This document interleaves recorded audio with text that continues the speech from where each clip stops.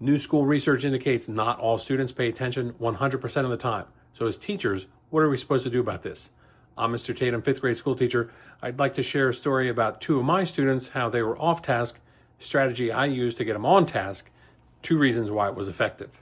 Here's what happened. We were several minutes into partner work, and 2 girls in particular just weren't feeling it. They were being silly, fooling around, redirected them several times.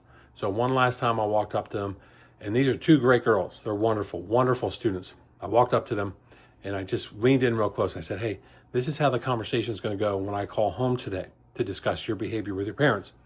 Hello, Mr. and Mrs. So-and-so. I just want to let you know that I love your daughter. She's awesome. She does a great job in school. But today, she was having a little hard time getting focused, doing her work, and was borderline disrespectful.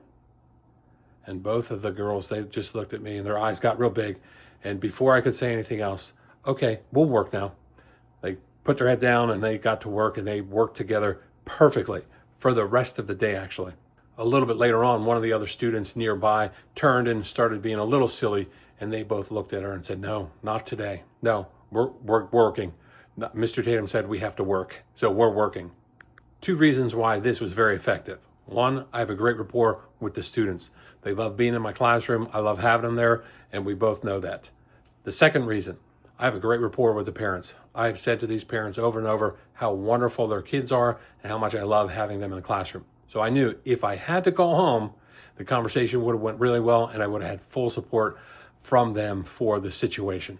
But I knew I wasn't going to have to call home. I knew these kids would get it right, and they did.